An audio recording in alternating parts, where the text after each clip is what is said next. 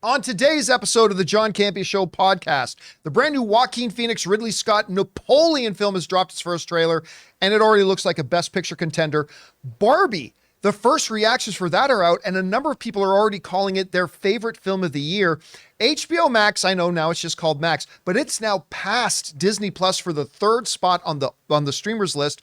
What's number one? We'll talk about that in just a bit. Also, Hugh Jackman in the yellow and dark blue Wolverine costume photo has been released by Ryan Reynolds. We're going to talk about that and a whole bunch more. The John Campea Show podcast starts right now.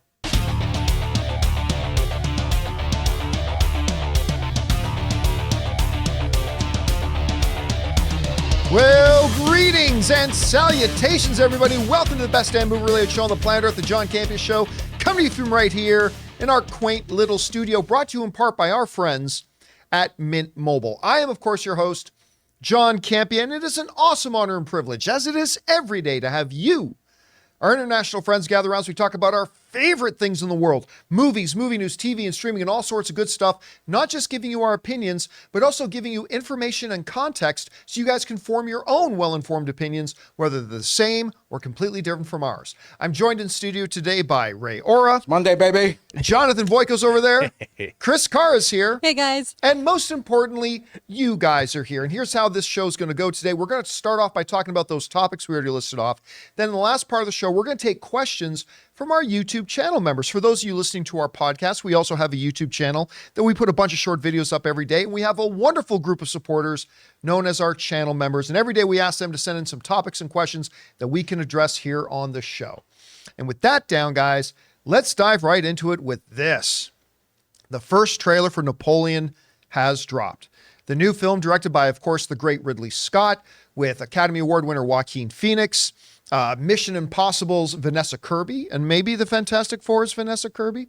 The first trailer for it has dropped. Now, they showed us, we made a short video about this on the YouTube channel earlier today, but they showed us like a 10-minute scene from Napoleon at CinemaCon that ripped your muscles apart because it was so tense and so dramatic and so dark. This is an image for those of you watching the video version, there's an image up here that I was instantly, like, when it's one of those scenes that when the screen went black and the scene ended, everybody in the theater was like, no, play more. Like, it was incredible. And this trailer, I mentioned this earlier today, and I feel like I've said this a number of times this year, but I'm going to say it again. This might be the best trailer of the year. This trailer had everything. Sweeping, gorgeous cinematography, little glimpses into killer performances by Joaquin Phoenix, Vanessa Kirby, and others. Dramatic inter-character tension and wide-ranging, broader scoped, wide conflict, all at the same time. There's this one shot in the trailer, I talked about it earlier, but that just was a great snapshot into maybe the spirit of what the whole movie is. It's Napoleon standing in court, and he's got all of his soldiers there pointing their guns at somebody. And Napoleon simply says, "Shall we vote?" Which, I mean, it's everything. That image is everything. They gave us little glimpses of the battle on the ice. This trailer is insane. I loved it. Chris, you and I haven't had a chance to talk about this trailer so far, but you were there at CinemaCon. Yeah. You saw the scene there. What did you think about this trailer, and how did it live up to whatever expectations that maybe that scene they showed us at CinemaCon might have set? It honestly pivoted how I thought this movie was going to be presented, because we see so much of Empress Josephine in this trailer, played by Vanessa Kirby, who I am so excited to be seeing pop up in so many things lately. She is such a tremendous actress, and I think that's going to be a really interesting thread throughout this, because they had a very interesting, tumultuous marriage that ends in annulment, but them still having slightly good terms. It was just because she couldn't give him an heir. So right. I'm interested to see how that relationship's going to be panned out in this. But that scene we saw at CinemaCon was just that chilling battle scene on the ice. That's crazy. It's so intense. It feels like it's shot in black and white with red because it's so subdued in winter. Right. It's a powerful, powerful scene. And army movies, military movies usually aren't things that I gravitate towards. I do enjoy historical films, though. And these battle scenes even got me going, oh, this is going to be amazing. This is going to be epic. I'm really excited to see this. Everything looks really great. I still, and I know this is a standard in these kinds of movies, I still always think it's weird when you have somebody who's so iconically French to not be Right. speaking in French or with French dialects. I understand. Hey, how you doing? Yeah, just I'm Napoleon. What's up? How you doing today? Hey, I'm Napoleon. But that's really the only thing that still kind of makes me go, huh, that's interesting in this one. I'm Yep. good. Here's Say hi something to your else, mother though. for me. This is the second potentially best picture, candidate from Apple TV. Yes. Because they've got Martin Scorsese's Killers of the Flower Moon, which we all saw. We saw the preview at CinemaCon and the trailer. They just dropped a trailer recently. And we're like, oh my God, this looks so good. And they've now already got a this- win under their belt too with Coda. So Yeah. And listen, again, this is what I believe. Apple is modeling what I believe the model will be moving forward. As the streaming wars kind of kicked off, particularly during the pandemic era, the question was, how many of our movies do we just put straight to streaming? Apple seems to have it figured out. No, you put these movies in theaters, you make money on them, you get everybody talking about them, and then they come to their exclusive streaming home where we are, and we build out our base from there. And that's clear what they're going to be doing, because once Killers of the Flower Moon is done its theatrical run, it's going to live on Apple. Once Napoleon's done, it's going to live on Apple. Well, and Apple does this thing too that I think, because they did it from the jump, it's made it easier as a streamer to get on board with, where it's such a hassle to give somebody your password for that. Because if somebody's using my Apple TV, I have to say that location is allowed to. And most of the time, my friends will ping me while I'm here at work. And it's, hey, it's just $5 a month. Oh my God, is it? Okay, I'm just going to get it then. I'll skip one Starbucks this month and get Apple TV. So their model has always been the smartest, I think. All right. Guys, with that down, let's go from things that we just got our first look at to something that we're getting our first reactions to already. One of the other big films that they showcased and did a big presentation on at CinemaCon back in April was Barbie. Now, I've mentioned this a few times. I'll mention it again. I had very, very little interest in this movie until that presentation at CinemaCon where it was all like, wait a minute, this is going to be a much deeper movie than I was expecting. And I guess maybe my expectations should have been that low. You have a 3-time Oscar-nominated director in Greta Gerwig, who's been nominated as a director and as a screenwriter. You've got Margot Robbie, who's one of the greatest stars in the world right now. You got good Canadian kid Ryan Gosling in there, staring off there against another good Canadian kid in Simu Liu from Shang-Chi. And it just seemed like it was going to be a lot deeper, a lot better. Well, anyway, the other night, they had their premiere. And so, of course, once the premiere was played, a lot of people started giving their first reactions. I'll mention this first. I know 2 people that were at that screening that I've spoken with. And one said, loved it, but gave one criticism that the second act to them felt a little bit bloated. The other one said it was their favorite movie of the year. And it's not any of the reactions that I'm about to read off here. Now, we did a short video on this earlier, and I read these off, but it's worth reading these off again. Listen to this. So coming out of the premiere, this is what Joseph wrote. Barbie caught me off guard, and I mean that in the best way possible. It's funny, bombastic, and very smart. Greta Gerwig aims for the fences and hits a home run. Margot Robbie's performance is great, and Ryan Gosling and Simu Liu are pure entertainment. The whole cast is brilliant. As he writes, Barbie is a triumph, a pitch-perfect script backed by great performances, particularly from Ryan Gosling. Listen, there were some reactions that are calling for Ryan Gosling to get an Oscar nomination for this movie. Who would have thought that when you heard he was going to be playing Ken in a Barbie movie? Anyway, turns what could be a simple studio comedy into a sharp commentary on our society that makes its nuance palatable for those who may not take it at face value. The girl we all know, Perry Nemiroff, writes, I have seen Barbie. The craftsmanship is incredible. In particular, the costume and production design includes next level work that heavily contributes to creating the feeling that these truly are Barbies, their dream houses, and their world come to life. By the way, when we were at CinemaCon, Greta Gerwig told the story about how they had built this Barbie house in this Barbie world, like physically constructed this thing. And they said they were shooting at the same time on the same lot as Fast and the Furious, Fast X. And they said during the meal breaks, everybody from Fast X would always come over just to see the Barbie set. They talked about that, and apparently it really does come to life. Jamie from comicbook.com writes, I can't officially quit Twitter before telling you all that Barbie is currently my favorite film of the year. Greta Gerwig somehow exceeded my expectations. She tackles the positives and negatives of Barbie so beautifully. Give Ryan Gosling an Oscar nomination. I'm dead serious. Jack wrote, Barbie is a cinematic triumph. Greta Gerwig is at the top of her game here. She's crafted a film that is not only gorgeous to look at, but poignant, clever, and hilarious. Margot Robbie delivers an endearing and memorable performance, though it's Gosling who stole every single scene that he was in. And it just goes on with this. And it's sounding like it's actually taking home the promise I came away from CinemaCon with. That, when Greta Gerwig got on stage, she talked about how watching it with some test audiences, there was a lot of laughing and a lot of crying. And that's the part when I was at CinemaCon, I went, what? Crying? A lot of tears? What? In a Barbie movie? But I guess I shouldn't be surprised that when you've got an a multi-Academy Award nominated filmmaker, some of the best stars in the world that clearly really got into this movie, that maybe you would have some of that. Anyway, Chris, you've seen the Barbie trailers. You were at CinemaCon. You saw the presentation. What do you think about these early reactions we've got coming out of seeing it? Are they right where you thought they would be? Better, worse? What do you think? Oh, I'm so excited. They're exactly where I wanted them to be. They are all I hoped for. I'm so excited about this movie because even before CinemaCon, I was intrigued by this of how the hell do you make a Barbie movie? Aside from the animated Barbie films they've done that are very, The Swan Princess or Barbie and Skipper do this. How do you do a live action Barbie movie? And I'm so excited to see what this all is because I haven't read any spoilers or anything aside from people just saying it's much deeper than you think it's going to be. And I'm really here for that. I think everything looks so amazing. The presentation at CinemaCon really just made me even more hyped for it because of all the practical sets they were talking about building.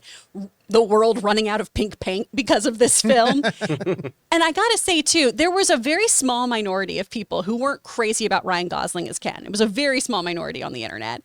And I love hearing how he is just stealing every scene here. There was even a moment in the press tour where he says something about, don't embarrass me in front of the American, pointing to Margot Robbie. And she says, I'm not American. He forgot she was Australian. He's the perfect Ken. And I don't know if you caught this clip too of him and Simu talking about the Kenergy that just emanates from Canada. No, I did not see that. It's so great. They just all seemed like they had the best time making this movie. And that always gets me excited to see actors, writers, directors love what they've done and truly just have a blast with a project. Because you can tell when someone's having fun doing something. Yeah. And it makes you as an audience have an even better time. No, you're not a red carpet guy too, but man, the press tour leading up to that red carpet, everything has been stunning. The outfits, iconic. They've been such iconic Barbie outfits. I'm here for all of it. I can't wait to see this. I might ditch out on part of my vacation to go see this movie. I'm so excited. Well, I mean, a lot of people mentioning that Ryan Gosling may steal this movie. I'll tell you what, this past CinemaCon was one of the best I've ever been to. I mean, as far as the presentations go, I mean, everybody from Oprah to Martin Scorsese to, everybody was there, right? But Ryan Gosling may have stole CinemaCon. Like when he was on stage talking about this movie, and he was just telling stories in his very chill dude sort of way, he was hilarious talking about this movie and the stuff that they had done. Anyway, I love it. Now, remember, keep this in mind too. The first reactions are different from the first reviews, right? There's still a review embargo in place, but people are allowed to give their quick, short social media reactions to these movies when they come out at a certain point. And when you only have a quick tweet or something like that, or a thread, as the case may be, thread passed 100 million users already. Ooh. Yeah, good night, Twitter. Anyway, but when all you can do is put up a quick tweet, as human beings, we tend to focus on the things we like more, right? And then later, when the real reviews come out, the full reviews come out, they'll maybe not be as great. So we'll see how that all turns out with Barbie. But I'm loving the reactions that we're hearing. I trust the people I've talked to as well, and I cannot wait to see this movie. All right, guys, listen.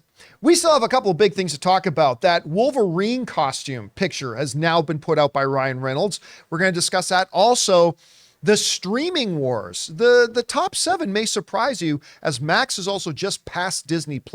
We'll talk about that and a bunch more. But first, before we get to those things, we're going to take a quick second to thank a couple of the sponsors of today's episode of the John Campea Show podcast, our friends at MasterClass and Birddogs. We want to take a moment and thank the sponsor of this video, MasterClass. Guys, as a small business owner, I am finding myself having to be in negotiations all the time, whether it's with new contractors, vendors, or even agencies that represent our company. Now, I don't like to go into these negotiations unarmed, so I found the perfect class on MasterClass, The Art of Negotiation by Chris Voss, a real-life former FBI lead hostage negotiator. Taking this class on MasterClass made me feel a lot more equipped and confident going into all these various negotiations I have to do on a regular basis. With MasterClass, you can learn from the best to become your best anytime, anywhere, and at your own pace. An annual membership starts at just $10 a month, and you get unlimited access to every instructor, thousands of online lessons, exclusive content, insight, and much more. There are over 180 classes to pick from, everything from filmmaking with Martin Scorsese all the way to cooking with the great Gordon Ramsay. In MasterClass, you will find practical lessons that you can apply to your life and work. So guys, get unlimited access to every class, and right now,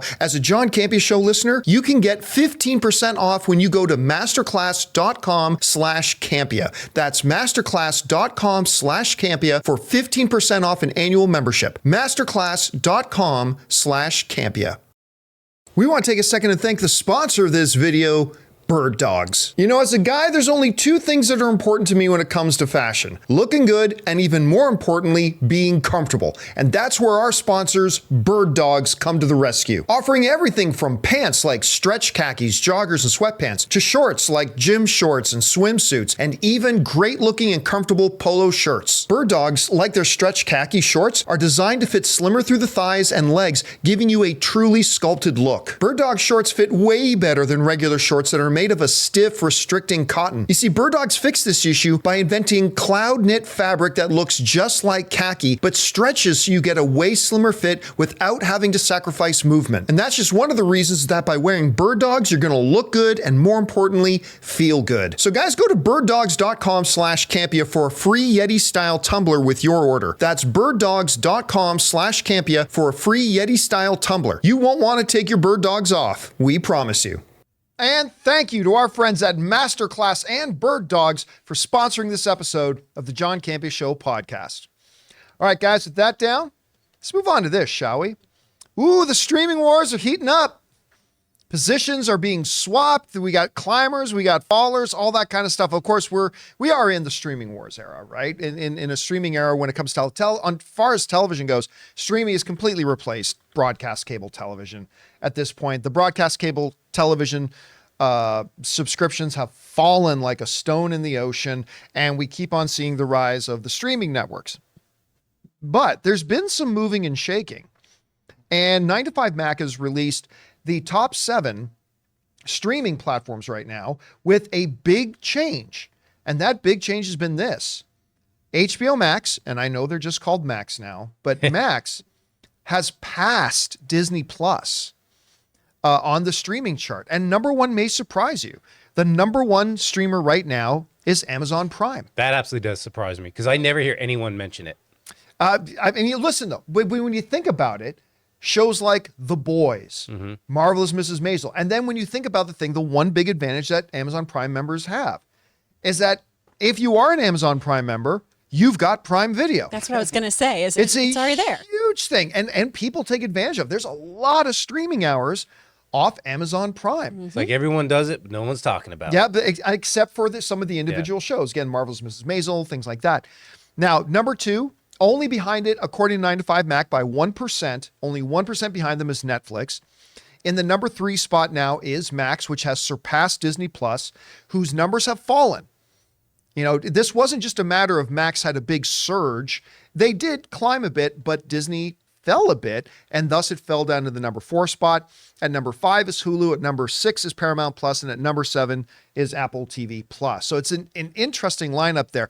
Good for Max, though, climbing up. We talked the other day about the fact that certain divisions at Warner Brothers that have not been profitable for a long time, and listen, they still have a number of areas that they need to fix up and right their ship on, but their streaming's done pretty well. They've done some pretty good things, I'm sure, boistered up by things like House of the Dragon. And what was the other big thing on HBO or on Max just recently? Succession. Succession, of course, is a huge thing, and a number of other things. These have all elevated their rankings as well. Good to see Paramount Plus Their numbers have gone up as well. Good on them for that.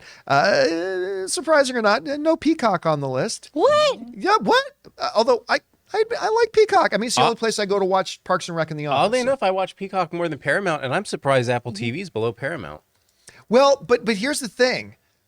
Apple is taking a very crawl, walk, run approach. Like they're not throwing out 10 new original series or movies a month, right? Like they're taking a very slow, methodical, putting out excellence after excellence after excellence. They've got a long-term plan, right? Apple TV Plus clearly has a long-term plan. True. It's going to be interesting to see this list though, because I can't remember what the actual date is. I think it's this week. Super Mario Brothers, the #1 film of the year, is going to be dropping on Peacock. And I wonder if we're going to see that make a splash on there. I suspect that maybe it will. Anyway, Chris, you see this list. Anything that jumps out at you when you take a look at this list? I am surprised that Disney's that far down on the list, Right. honestly. But then again, they haven't had the best track record with their shows. True. They really haven't. And I think that they need more things to stick the landing. I just binged American Born Chinese this weekend. Oh my gosh, that series was phenomenal. That was so good. And I wish more people were talking about that. That feels like a Netflix move to me almost, where I'm like, you have this amazing cast with the heavy hitters from Everything Everywhere All at Once in this show. Why aren't we talking more about this? What's going on?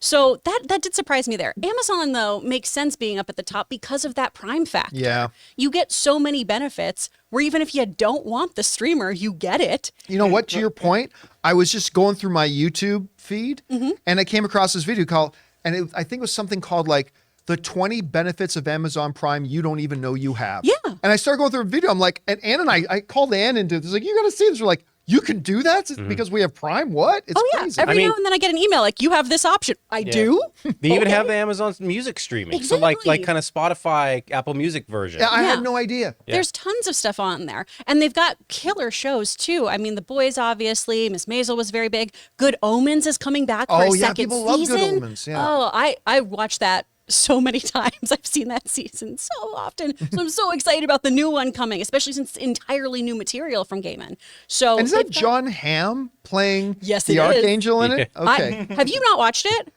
I haven't seen season 2. No. Oh, okay. Season 2 hasn't come out yet. But yeah, as somebody especially who studied theology, I feel like you would particularly love this show. It's so good. So there's really great little treasures on there. So I understand why people are watching it. What do you think about Max? Because I think a lot of people, when you talk about anything Warner Brothers right now, and this is understandable, the main topic of conversation tends to trend towards the failures of DC, right? So I think it kind of pleasantly surprised me to see that Max is doing well. Their numbers are improving again, climbing up, hopscotching over Disney Plus is a good thing. But what do you think about that move from them? It honestly makes me think that everyone's not doing that great because we keep talking about how Max isn't doing as well as they had hoped. Right. And so then it makes me go, ooh, then a whole bunch of these streaming services are performing much lower than anticipated. Because I keep hearing about how Max isn't performing, Max isn't doing this. They've only had a few hits on their hands recently. They had a few things that were, really heavy hitters that are now gone. But that hasn't really been the narrative lately, No. though, because once they launched Max, I remember we did a story in the show where the instant adopters far outpaced where they thought it would be. And I mean, when I was looking at the numbers and seeing their percentage of growth on this, to your point, because the narrative has kind of been negative towards it, right? So when I actually looked at the numbers, I'm like, oh, they're doing better than we thought. Do you think the anticipation level was just like way too high then of, oh, this is going to do so well because we're Max, we're the one to watch blank? Yeah, I don't know. I don't know what the issue is with Ronnie them. with Destiny. But I mean, it's an interesting thing to see. I just thought those. Actually, let me ask you, Ray. I want to ask you. So we got Amazon Prime, Netflix, Max, Disney Plus, Hulu, Paramount, Apple TV. Which would you say is out of this list is the streamer that you watch the most? The shows that I anticipate more are the ones that are coming out on Apple TV Plus because they seem to have they seem to pick theirs very carefully, and They really do. I've liked everything I've watched. The ones that get lost is Netflix. There was a couple trailers when I was looking for things, topics for us to talk about. I just searched trailers, right? And then ones that have been uploaded from today or yesterday, whatever. And a bunch, like 3 of them were Netflix things, and I never heard of it. Never Yeah, heard well, of that's the world of Netflix, isn't it? So that might be a problem for them. Amazon, I'm shocked like Jonathan. Amazon it's crazy that's number one, but then it makes sense too at the same time. You know, here's the thing too about Disney Plus and falling. I completely attribute that to this. If Marvel's Disney Plus shows were must-see TV, I think Disney would still be behind Netflix, but I think you'd see a wide gap between Disney Plus in third place and everybody else in second. But I think their big thing is that their premium offerings, their Star Wars shows, other than Andor in the first season or two of Mandalorian, again, Obi-Wan was a disappointment. Book of Boba Fett was a disappointment. I think Mandalorian season 3 was a little bit of a disappointment. The mixed results that they've had with Marvel original shows. Again, if every Marvel show was like phases 1, 2, and 3 quality good, I think you'd see everybody talking about having Disney Plus, but they just haven't. You know what? I kind of wish we had the prices on that graphic too, just to see how it all correlates to the whole thing. Maybe isn't Disney Plus one of the more expensive ones? Not really. I think it's right around where I think it's right in the median. I think it's right in the middle. Netflix is probably higher up. Yeah, than Netflix those. is probably be the most expensive because I actually looked at their price. Depending plans on the other day. tier you get. Yeah. Right. And hey, you can be a Netflix member now and just be an add-on to somebody else's thing for $5 a month. Right, Yep. right. Right. So, I mean, there's a lot. And with Amazon, well, yeah, you get Amazon Video, but you're also getting a mountain of other benefits. So it would be hard to compare even if we had the dollar number Right, there. right. Anyway, it's an interesting way things are shaping up over there with the streamer. All right. With that down, let's get on to this one here. Ryan Reynolds has put out the first official on-camera image of Deadpool with Wolverine, and Wolverine in his, I'm not going to say comic accurate, but more comic accurate, the classic deep blue and yellow outfit of Wolverine. Now, I have famously been very dubious about trying to take the spandex yellow comic book imagery of the Wolverine costume and trying to translate that to live action. I've never thought that would really work very well. I have to admit that this picture, to me, looks a lot better than I thought it would. Now, there's a couple things to note, though. This ain't the spandex costume, right? You can see it's very much like the body armor kind of costume that we've seen Wolverine wear in previous X-Men movies, It's tactical. right? Yeah, more of the tactical outfit. So that it's a little bit more of that, but just with the yellow paint job. It actually saw, I think it was Ray was pointing out, it looks very, very similar to Deadpool's costume, just with a different color scheme. That was John. Yeah, but yeah. I mean, if that deep blue was black and the yellow was red, you would just think that's another Deadpool costume. Well, and look at his buckles there too. To Yep, me, the buckles is there. yeah, to me it seems like Deadpool was like, "Come on, man, you got to have a suit like I have. We're going on this thing together," and he like begrudgingly puts on this suit. Now, one thing that's missing from the picture, though, is the mask, Yeah. right? We don't see the mask. It's there though. I think it's hanging off the Yep. back of his thing, but what's that mask going to look like? Because, Ray raised up a really interesting point when we were talking about the potential for like this Deadpool costume and being like the classic look of Deadpool is the question will be when we see him in the mask, and maybe even stretching that out, if we see them in the mask. This, of course, was from the end of that Wolverine movie. Will the wingtip eye things like be really big and exaggerated? Will they be subtle? I'm sorry, but the more I look at this picture with him and Hugh Jackman walking, I'm getting more excited for this damn film. It actually is growing on me. I actually think that looks fine now. Like earlier, it was. Yeah, was hard for today me you to- weren't sold. Yeah, I wasn't sold because like my focus was on the shoulders things, and it just looked a little goofy. But you know what? As a whole, this is what I wanted to see. There have been some of the comic book iterations of the outfit have had like that shoulder pad Yeah. plate. And as long as they didn't have the like little spiky things on his boots, you know how they used to flare out with like the points at the bottom. Oh yeah. Thank God they didn't do that because that would just be too much. You're asking for too much right there at that point. Chris, you had a chance to see things. I will say this too. I love him. The yellow on the costume, though, I said this before earlier today. I'll say it again. The yellow on the costume doesn't quite work for me. I mean, it looks like, again, he looks like an Edison worker going over to fix the local power lines. But other than that, looks better than I thought it would. What did you think about it? I love it. I love it so much. He looks like every action figure I own. It makes me so happy. And gosh, look at him. They're in what looks like Runyon Canyon. If more hikers dressed like this, we'd have a safer Los Angeles. That's all I'm saying. We'd be able to find those bodies so quickly. I love it so much. I think it's I'm not wonderful. sure that makes it safer. You just find bodies quicker.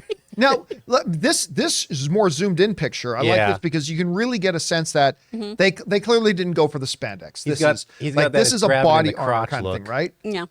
So I mean, so I don't know. What do you think of their adaptation here? Like, do you think they should have gone with just the? A full spandex would have looked ridiculous. Yeah. No Right, matter yeah. how jacked Hugh Jackman is, that's just a ridiculous choice, especially when you have somebody next to you wearing tactical gear. So Right. for him to have a similar style, I think makes the blue and yellow less jarring, honestly.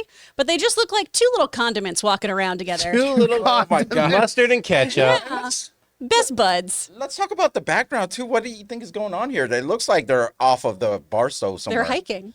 Like, it does look like Barstow. I mean, they look like You're they're, right. yeah, a little bit of Barstow. For or like those of you who don't Chatsworth. live in California, Barstow is very famously this tiny little town you stop in on your drive to Yeah, Vegas. it's that place you pass through. Yeah. Yeah, it's where everybody stops for gas or stops at the Tesla charging station. It's Barstow. That and Baker, those are the two places everybody stops. You're right. It does kind of look like in the middle of Hugh- nowhere. And also Hugh just looks miserable right there. Like he didn't want to wear this thing for sure. Like he's like, come on. Well, I that's feel not like Hugh. that's going That's to be Wolverine. the vibe Yeah. for most of this is, this is bullshit. I cannot wait. Yeah, I'm very, very Banter's excited. gonna be great.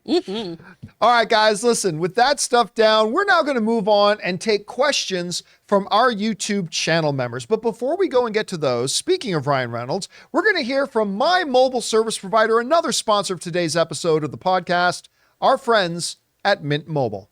We want to thank a sponsor of this video, Mint Mobile. From the gas pump to the grocery store, your utility bills and favorite streaming services, inflation is everywhere. Seriously, make it stop. Thankfully, there's one company out there that's giving you a much needed break. It's Mint Mobile. As the first company to sell premium wireless service online only, Mint Mobile lets you order from home and save a ton with phone plans starting at just $15 a month. You guys know that ever since I switched to Mint Mobile, I've been saving almost 70% a month over my old phone plan. For people looking for extra savings this year, Mint Mobile offers premium wireless for just $15 a month. By going online only and eliminating the traditional cost of retail, Mint Mobile passes the significant savings on to you. All of their plans come with unlimited talk and text plus high-speed data delivered on the nation's largest 5G network. Use your own phone with any Mint Mobile plan and keep your same phone number along with all your existing contacts. Switch to Mint Mobile and get premium wireless service starting at just $15 a month. To get your new wireless plan for just $15 a month and get the plan shipped to your door for free, go to mintmobile.com/Campea. That's mintmobile.com/Campea. Cut your wireless bill to $15 a month at mintmobile.com/Campea.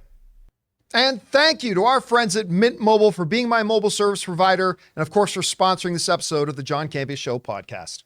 All right, guys, with that all down, let's get over to our channel member questions. By the way, if you would like to send in questions as a part of the channel member thing, just go over to our YouTube channel, say youtube.com/John Campea, and sign up to be one of our channel members. Anyway, Chris, what do we got up here first? Oh, sorry. Let me fix that. There you go. Thank you. From Patrick Reese. I listened to an NPR podcast about the death of the movie star, and it got me thinking. Do you think the new movie star is IP? Is there a need to go back to the concept of having movie stars? Does it benefit the industry one way or the other? Curious to hear your thoughts. You know what? There's a great case study on that very question right now that is out in theaters at this very moment and is the best comedy of the past 10 years. It's called Joyride. Now, I have been saying for a couple of months now, two things. Number one, this is the best comedy of the last 10 years. You guys must see Joyride. It is the funniest comedy of the past decade. But the second thing I've said, this movie isn't going to do well at the box office. It's not getting a ton of promotion. You know, it's a raunchy R-rated thing. But the other thing is nobody will recognize anybody on the movie poster. The average film fan is not going to recognize a single person on the movie poster. And as much as we like to say that, who stars in it isn't really that big of a factor anymore, it really is. Oof. Not as big as it used to be. Like not back in the days, just say Stallone's in it. That there was an era for that. But It's not that era today, but having a recognizable star in movies almost gives the movie credibility to an average audience member. I'm not saying it should, but that's what it does. And so I think these ideas that there are no movie stars anymore, that's patently false. The day of the movie star being bankable, that may be in the past. Maybe only like one or two actors fill that thing anymore, which is like Dwayne "The Rock" Johnson and Tom Cruise. I don't even think Leonardo DiCaprio. He's one of the best actors on the planet, but I don't think you put DiCaprio's name on it, that automatically means it'll make over $400 million.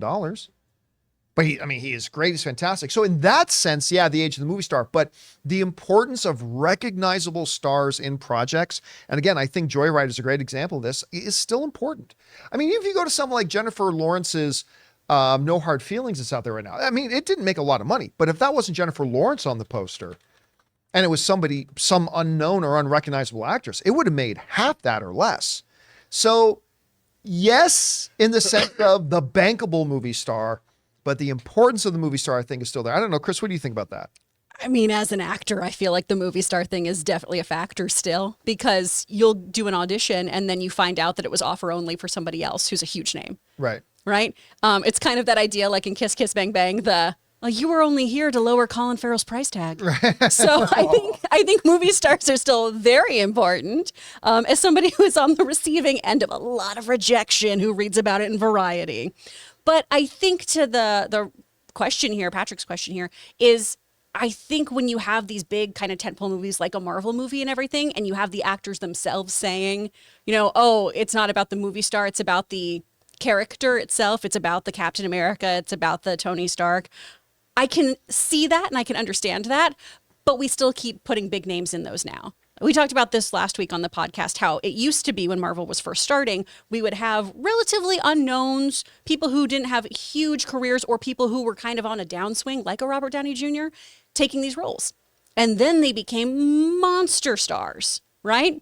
And now we're filling in all these characters with big names for the most part. So it's kind of this chicken and egg scenario of, is the star the important thing or is it the IP? So I think it's all a combination of everything. If you go back to like the first Thor movie directed by Kenneth Branagh, so at that time, Chris Hemsworth was a relative unknown. I mean, he was Captain Kirk's dad in the Star Trek movie. And Tom Hiddleston was on a cop show with Kenneth Branagh. Right. So, but what did they do? Well, we've got this Jane character. Oh, let's put in Academy Award winner Natalie Portman. I mean, so that's clearly still a thing. All right. What's next? From Laura Howard, now that Indy didn't make money and most shows didn't land, will the head of Paramount be put out since she's getting compared to Kathleen Kennedy? No, Paramount has had a very good couple of years. Some of the best years that they've had. Now, Paramount Plus, that's been a different thing. I mean, the whole industry is realizing that streaming wasn't going to be this magic pot of gold at the end of the rainbow that a lot of people thought it was. But Paramount has struggled as far as Paramount Plus goes. But I mean, they had, especially coming out of the pandemic, a couple of their best years in a long, long time. So yeah, they're going to have hits and failures and stuff like that, but they've actually been on a better streak than as a movie studio, they've definitely been on a better streak than they have, in a while. All right, what's next? From Tracy Dale, saw Indiana Jones and the Dial of Destiny yesterday, and I have to say, I enjoyed it. Not as good as Raiders or Last Crusade, but a fun time. Would watch again. Seriously, have we heard from anybody writing into the show that hasn't said they liked Indiana Jones and the Dial of Destiny? I don't think we heard from one person. I mean, generally the consensus is we like this movie. It's not Raiders, Last Crusade, Temple of Doom good, but it's a good movie. That's generally the consensus. That's how I felt about it too. It's a good movie. It's enjoyable, but yeah, don't put it on in amongst Raiders, Temple of Doom, Last Crusade. Those are significantly better, but hey, it's a lot better than Crystal Skull. All right, what's next? From Fang Blaze, what are some of your favorite zombie-related pieces of media? I'm not a huge zombie genre fan, to be honest with you. I'm not even everybody loves Walking Dead. I never loved Walking Dead. There are certainly seasons I enjoyed. Yeah. Then I gave up on it right around the time Carl got killed, I guess. Did you guys see Train to Busan? Oh yeah. No. Train to Busan was great, but my favorite zombie movie is Shaun of the Dead. Absolutely. Yeah, I was Yeah. gonna say I like the more comedy Shaun of the Dead, Zombieland kind of Yeah. thing. Or Warm Bodies. That's Warm so Bodies was also good. very good. Train to Busan is fantastic, but I've not seen Train to Busan. but Shaun of the Dead, I think, is still easily my favorite zombie-related thing. We watched the Cornetto trilogy on 4th of July. Really? Yeah, it was With a great Hot day. Fuzz and You do Shaun of the Dead, World's Hot End? Fuzz, and then World's End. Yeah. It's the best. All right, what's next? From, oh, who's this from? From Alan. Happy Monday, Campea crew. Yay. It's game day. Game day! So excited. I'm watching Mission Impossible Dead Reckoning Part 1 tonight. Hope you all enjoy it too. I can't wait to hear your thoughts about it. Ray and I and Anne are going to see Mission Impossible Dead Reckoning Part 1 tonight. Ooh. So guys, keep your eyes open on the channel. We will have our out of the theater instant reaction as we come out. And obviously then we'll give a little bit more in-depth review on the show tomorrow.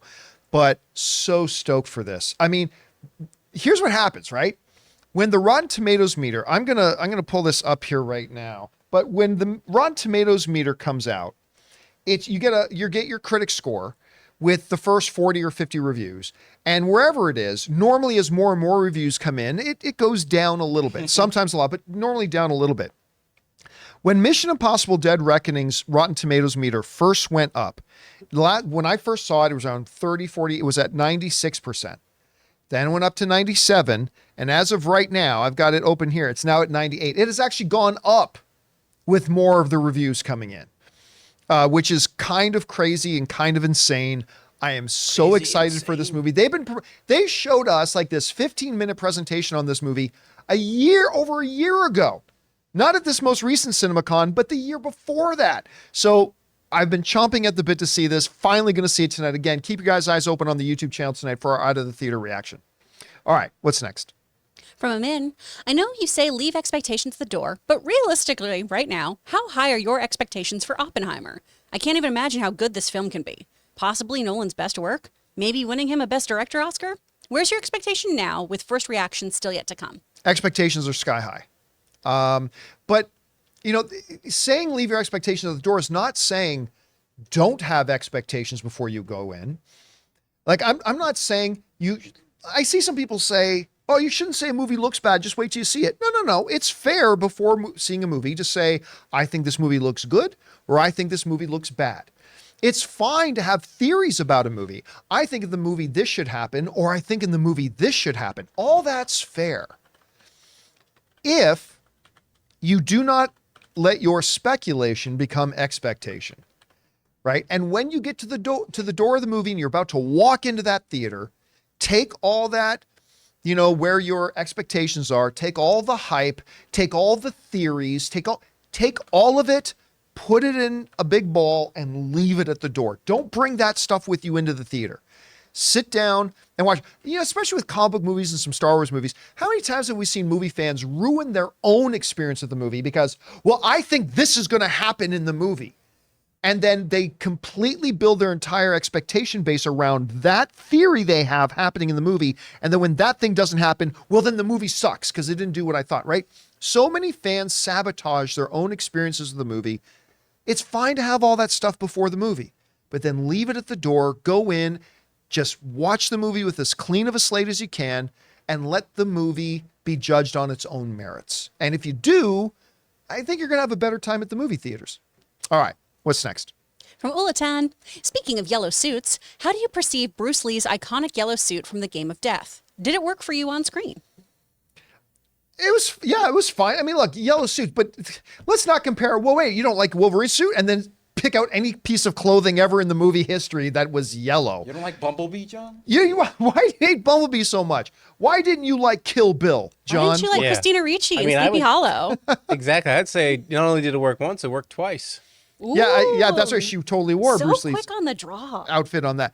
I mean, that's fine, but it's not supposed to be. It's not Wolverine's spandex yellow costume, right? It's like, I know it was a good outfit. It's an iconic look. We all remember it. All right, what's next? From Matt says hello. Question. Hey, John and gang. My question is about the director Brad Bird.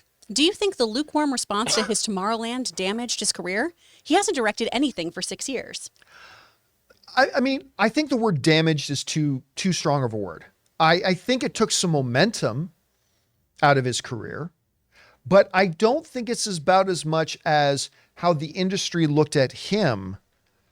I think it's more about, I think he was very disappointed by the response to Tomorrowland. For those of you who don't remember, Tomorrowland is the movie he did with George Clooney, live action film. It was all right. The movie's all right. But, you know, Brad Bird was such a hot name at that time. Like, not only did he direct The Incredibles, and what an amazing job he did with The Incredibles. He also directed Iron Giant, didn't he? He was the director on Iron Giant. I believe so. I believe he was. And then he did the one Mission Impossible movie. I mean, he was a hot name at the time. And that movie got a very lukewarm response. Mm-hmm. It wasn't a terrible movie by any stretch of the imagination. But I think it took some momentum out. I think it was more about him, though. It reminds me a lot, not as extreme, but as Mike Myers when he did Love Guru. Right? Mike Myers is pretty hot. He's incredibly hilarious. He's a global treasure.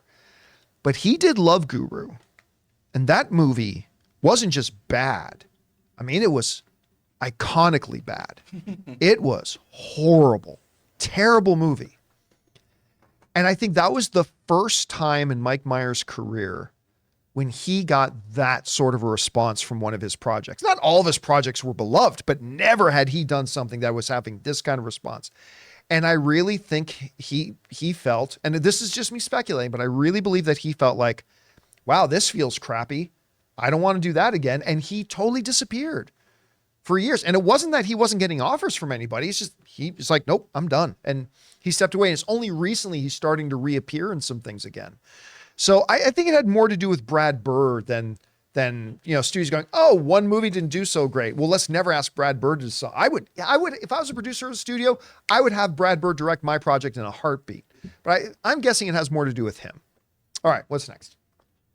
From Nightmare MF. Dear John and crew, any chance we meet the new Wolverine going forward at the end of Deadpool 3? Hugh can pass the torch. Nah, that would be stupid. I really do think that would be a terrible, terrible thing just to throw into a movie. It's like, well, bub, I guess you're Wolverine now. Like, no, I don't think they will. I don't think they should. And I think it would be terrible for the movie to do it. So I think it's next to a 0% chance that happens. All right, what's next? From Iskane. Hey guys, I found out yesterday that Scarface, 1983, actually won a Razzie for Worst Director. Also had no Oscar buzz. What? Listen, I'm going to be honest with you. The Scarface remake, and by the way, it is a remake. While it has a place in every guy's college dorm room poster hanging up in there, and while it has become a cult classic and all that kind of stuff, it's not a top 20 best film of all time. No. I mean, let's be real. I love watching Scarface as much as anybody, but you know, now Razzie, remember, Razzies are not meant to be taken seriously. Razzies are meant in fun. So I don't worry about it that it won a Razzie. But yeah, honestly, I'm not shocked by it. It's, if you really sit down and watch the movie, it can become a great time watching, but it's not one of the all-time great movies. No. There's also, this is a judgment. If you love this movie, that's fine. But for me personally, when I was single, there was a red flag moment. If at a certain age, you still had certain movie posters in your home where I went, oh, I don't know if this is going to work out. And that was one of them. Okay. What's next? From Adrenaline Night. Hello, everyone. Do the scripts to movies have to be turned into someone and Do the scripts to movies have to be turned into someone? What's stopping a movie team from saying, oh, we had that movie written before the strike? Oh, no, listen, studios, I remember the first time I got invited over to Lakeshore Entertainment. They're a smaller Hollywood studio. I don't think they even do much stuff anymore, but they were the studio behind like the Jason Statham, his action films. Crank? Crank. Oh, okay. Yeah, the Crank movies. They put out a bunch of movies in the early 2000s. And the first time I got invited over to their studio, I remember they were giving me a tour and I went to this one, literally this room was just walls and walls and walls of scripts that are done. Yes, if they want, they can just pull off. They've got tons of scripts that are already written. If they wanted to do that, they could just pull those off. And if they already own those scripts. Yeah, they already own the scripts. They've optioned the rights to them. They have all that. Sure, they can. But there's probably a reason. Like if you're thinking, well, if there's a writer's strike, just go ahead and start pulling those scripts. Okay, but there's a reason those scripts haven't gone into production already. That's probably why they haven't made them yet. Either it's because it's like, this isn't good enough, or, hey, this one's got potential. We think we can Frankenstein this into something else. But then again, you would need writers to do that. So yeah, there are tons and tons and tons and tons of finished scripts out there, but you'd have to ask the question, why haven't they made them already? I heard something spooky the other day. Ooh. I was hanging out with a makeup artist friend of mine who's done a lot of very high profile films. I'm getting scared. And she was talking about how, there's some rumors running around right now that a lot of these producers are saying, well, screw them. We're going to hold out till New Year's. And that made me so nervous because she was already talking about, she was like, I got to figure out unemployment. I got to figure out what I'm going to do because this doesn't just affect you guys. Whose face am I going to put makeup on? Who am I going to put fake blood on right now? At a certain point, though, you do get diminishing returns because if you want to hold up that long, you're destroying theaters. Yep. And so I guess forget ever just, putting your movies out. Oh, yeah. And also, I get it. It's not a public image thing, but at a certain point, people are going to be like, okay, you're not even willing to negotiate. Exactly. It's a douche move. So I'm hoping it's just a rumor where people are thinking worst case scenario, but who was hanging out with her and a couple like greensmen and stuff who were, I'm not looking like I'm going back to work anytime soon. It really depends on your guys' union, which is scary to think about. And it's difficult because from a public perception, again, writers have been on strike for over 2 months now. Yep. You would never tell. Because we talked about this, like it's going to be a while before you see from an average movie fan's point of view, it's going to be a while before you actually see the effects of the writers being on strike. So it's not even in the public's face at the moment. So I thought this thing would be over by, say, late September is where I thought this thing would be over. But I've been reading some things now that it could maybe go into the new year. I'm nervous. SAG-AFTRA's got signs made. Well, listen, SAG-AFTRA's got 2 days. The extension runs out in 2 days. They could be going on strike in 2 days, or we'll have a new deal. I mean, I don't know. We'll have to see. I really hope we have a deal because I've got some really cool auditions this week. I know that's very selfish, but I was like, oh man, please. Are they before the deadline? Well, they are due after the deadline. Oh my God. Which is one of those things of, I really want to do this show though. All right, work we it got out, time for guys. a couple more. What's next? From Bill, just finished my rewatch of seasons 1 and 2 of Warrior, even better on rewatch. So excited to start season 3. I cannot wait to start watching season 3. I'm so excited to watch. I'm just waiting for Anne to get caught up on Warrior season 1 and 2. That show is just so criminally underappreciated. That show is so good. But speaking of shows, I did not mean to be using my TV time to watch this right now, but a few days ago, I don't know why, Anne popped on this show that I've heard a number of people talk about called Suits. And I watched like the first 2 episodes with Anne. I'm like, this is really quite good. That was, I think, Thursday. I'm halfway through season 4. Oh, damn. Anne went to Disneyland yesterday with our friend Kat. And you know me, fuck Disneyland. I'm never going back to Disneyland. Those fucking assholes. And a cat, gosh. So Anne and Kat went, hung out at Disneyland. Actual cat. So I literally spent the whole day with my dogs just watching episode after episode of Suits. By the way, that is like the ultimate movie fan show. Because every single episode, the characters talk to each other. This is not it's not like an opera where people sing, but 4 or 5 times through every single episode, the characters talk to each other in movie quotes. And I'm like, this show was made by hardcore movie fans. It's great. It's really good. It's a really good show. Meghan Markle was great on it too. You know what? I don't particularly like Meghan Markle. She's really good in this show. Like really good in the show. I will say this. I'm in season 4 now. Show's losing a little bit of steam for me right now. I'm not loving season 4. I don't know if it picks back up once again to season 5 and 6, but right now it's losing, but I loved the first 3 seasons. Anyway. All right. What's next? From Barnes Gannon, what major release in August is everyone most excited for? We have TMNT, Meg 2, Gran Turismo, Last Voyage of the Demeter, Strays, and Blue Beetle. I know August is historically a quiet month, but that's a pretty weak lineup in my opinion. Weak, sir? Yeah, it all depends. I'm going to open up the calendar here. I'm going to go to August. and see what we got here. So, Teenage Mutant Ninja Turtles, which Ray is completely so stoked about. What is that movie? Meg 2, which the early box office forecast is giving it 35 million opening weekend, but we'll see how that goes. I didn't love the first Meg movie, to be honest, even though I love Jason Statham. Let's see.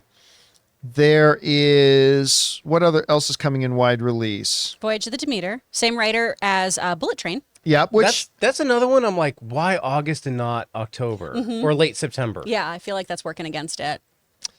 let's see what else there. The Voyage of the Demeter. Listen, no one's going to go see Gran Turismo. No one's going to see it. I am. But I'll tell you what, I'm not. when they did the presentation for it at CinemaCon, I thought this is a fascinating idea. It's not a video game movie. Don't be fooled. It's don't get it twisted. It's a true story movie about this kid who played Gran Turismo, won a real life contest to actually drive a real life sport. It's a true story. It's a biography. And he died in the first 30 seconds. The guy who it's based on is the stunt driver in it. Oh, is he really? That's Yeah. awesome. Yeah, Isn't that he does cool? the. You know what's funny? We had been asked that about if they would re-release Enter the Dragon like weeks ago, and it is re-released. Yeah, they are doing a re-release of that. Yeah. I am excited about Blue Beetle too. I'm excited about Blue Beetle. Oh, Strays. And Strays. Oh, Yeah. shit, yeah. I mean, I would probably say Strays is my number one most anticipated movie of August. They all picked a bad month. Maybe yes, maybe no. Because TMNT is All of going to them. ruin it. Oh, that's right, because All of TMNT them is going to be picked. number one at the box office for 7 straight weeks. It's Hell going to yeah. totally dominate They need everything to in there. release early or just go to the next month. Just go, might as well move to September. Yep. All right, what's next? From Josie Reviews. How important you think Gran Turismo is Neil Blomkamp's career if it doesn't do well, box office wise and critically, or would that have to be District 10 if it does not get made? Sorry, let me try that again. How important do you think Gran Turismo is to Neil Blomkamp's career if it doesn't do well, box office wise and critically, or would that have to be District 10 if it does get made?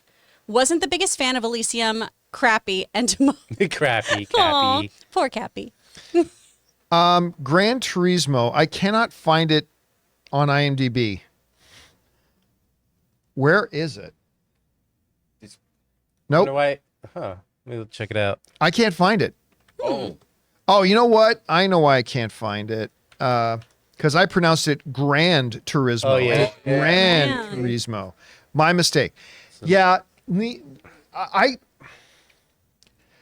I hesitate in calling anything completely make or break. Neil Blomkamp, who I know went to film school in Canada. I don't know. I can't remember if he's Canadian or not. I think he might be South African. But he was like the hottest name in the world when District 9 came out. Gosh, right? that movie's This so good. super low budget for what it was. Brilliant, brilliant film, which was based on a short film that he had made. So he'd kind of been living with that District 9 story for a very, very long time. The dude who played Face in A-Team, who was the lead guy. I keep forgetting the actor's name. Who was the lead guy? The most recent A-Team I can never remember. from Hangover. Bradley Bradley Cooper. Cooper. Was Bradley Face? Cooper. Yeah. Sorry, I meant Yeah. Howling Mad Murdoch. Yeah. Yeah, who was the star of District 9. I can never remember his name. And can I look it up. forget his, but he was also just in that Idris Elba Lion movie that was Yes. out last Beast. year too. What's that? Beast. Yeah. Yeah, that was the name of the movie. I can't remember the name of the He's actor. wonderful. I know what Anyway, you're talking about. in that movie, great. But then he did 2 follow-up films, both that I believe were pretty crappy. One was Oh, Charlton. Copley. Copley. Copley, yeah. Charlton Copley. He was in, amazing. he then directed Elysium with Matt Damon and Jodie Foster. Terrible movie. What? Yeah, and Copley was in that as well. And then he directed the crappy Cappy, which was awful. Or Chappie. Chappie, Chappie you're was right. it, yeah. The Yeah, we crappy called it Chappie. crappy as a yeah. Yeah, crappy Chappie. That was just terrible. And then for a while he was supposed to do a new Aliens movie, and then that kind of got railroaded. I hate to call anything a make or break, but this could be a make or break thing for Neil Blomkamp. Yeah, he does have one thing coming up on IMDb called "They Found Us" with Joel Kinnaman, Ooh. but I don't know. Okay. It's gonna be a 10 out of 10, baby. So I mean, we'll see. Listen, Gran Turismo is not going to make any money. But that's not on Neil's shoulders. That's the studio's marketing. That's on them. His responsibility is to make a good movie. So if he can make a great movie, we'll see more from him. But if this is a terrible movie and it flops, I don't know that we're going to see him really do much more moving forward. So here's hoping. It's do or die time here for Neil, I think. Yeah. All right, time for one more. What's next? From Robert Greene. Between Oppenheimer and Napoleon, are big budget historical epics coming back as movies that we can see happening more? If they do, Ask us after we see how Oppenheimer and Napoleon do. Yeah. I mean, if they can make like $500 million, sure. I mean, I would love to see it. Get back. Guys, this Napoleon trailer was so freaking good. So good. So I certainly hope it lives up to its thing. And by the way, like, it's not going that far back in history, but I mean, Killers of the Flower Moon, like these based on real powerful events. And you got these top-notch filmmakers with top-notch talent making these things. I'll tell you, between Oppenheimer, Killers of the Flower Moon, Napoleon, I mean, this could be, guys, this year is shaping up to be a really, really great year in movies. So we'll see. All right, guys, that'll do it for today's episode of the John Campea Show podcast. Thank you so much for being here and making this show part of your day. Big special thank you to our YouTube channel members for sending in those topics and questions. Number one, because you gave us great fun things to talk about. But number two, by being YouTube channel members, you actually support what we do here. So thank you guys so much for that support. Don't forget to come on back and join us again tomorrow. If you're watching this video on YouTube, make sure you subscribe to the channel, click the thumbs up button, leave a comment down below. Also, make sure you take in this show the way it's meant to be taken in as a podcast. We make this show as a podcast. Yes, we do put up a video version on YouTube, but we really make it as a podcast. Make sure that even if you're subscribed to our YouTube channel, go and find the John Campea Show podcast on your favorite podcasting app of choice, whether that's Apple Podcasts, Spotify, or whatever other third-party Apple or a podcast app you use. Go and subscribe to it today so you can make sure you take in the John Campea Show if you're commuting, you're at the gym, or whatever, any place you can't watch a YouTube video. So for everybody in the room, Ray Ora, Jonathan Voico, See ya. Chris Carr, Bye. my name's John Campea, and until next time, my friends, bye-bye.